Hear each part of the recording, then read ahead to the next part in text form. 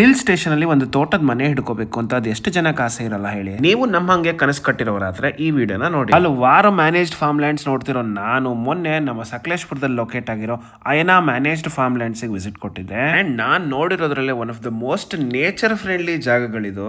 And luckily ನಾನು site visit ಹೋಗಿದ್ದ ದಿನಾನೇ ಇವ್ರದ್ದು ಮಂತ್ಲಿ ಕಮ್ಯುನಿಟಿ ಡೇ ನಡೀತಾ ಇತ್ತು. Every month site owners stake holders ನ ಕರೆದು ಕಮ್ಯುನಿಟಿ ಇವೆಂಟ್ ಅಲ್ಲಿ ಇವರ ಲಶ್ ಗ್ರೀನರಿ ತೋಟದ ಮಧ್ಯೆನೆ ಎಲ್ರಿಗೂ ಫನ್ ಆಕ್ಟಿವಿಟೀಸ್ ಅಲ್ಲದೆ ಒಂದು ಕ್ಯೂರೇಟೆಡ್ ಮೆನು ನಲ್ಲಿ ಎಕ್ಸ್ಟೆನ್ಸಿವ್ ಮೆನು ಇರೋ ಲಂಚ್ ಆಗಿರ್ಲಿ ಇಲ್ಲ ಡಿನ್ನರ್ ಆಗಿರ್ಲಿ ಅಂಡ್ ನೆಕ್ಸ್ಟ್ ಡೇ ಬ್ರೇಕ್ಫಾಸ್ಟ್ ಆಗಿರ್ಲಿ ಎಲ್ಲಾನು ಆರ್ಗನೈಸ್ ಮಾಡ್ತಾರೆ. ಇವರ ತೋಟ ಅದು ಎಷ್ಟು ಚೆನ್ನಾಗಿದೆ ಅಂದ್ರೆ ಪರಿಸರದಲ್ಲೇ ಬೆರ್ತ್ ಹೋಗಿದೆ.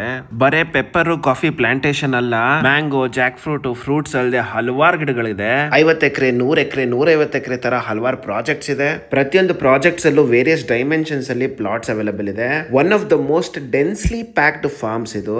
ಇವರ ಫಾರ್ಮ್ ಗಳಲ್ಲಿ ಬರೇ ಗ್ರೀನರಿ ಅಲ್ಲದೆ ಮಧ್ಯದಲ್ಲಿ ಪಾಂಡ್ಸ್ ಗಳು ಕೂಡ ಇದೆ. ನಾವು ಹೋದಾಗ ನೈಟ್ ಕ್ಯಾಂಪ್ ಫೈರ್ ಅಲ್ಲದೆ next day morning nature walks ಕೂಡ ಮಾಡಿದ್ರು.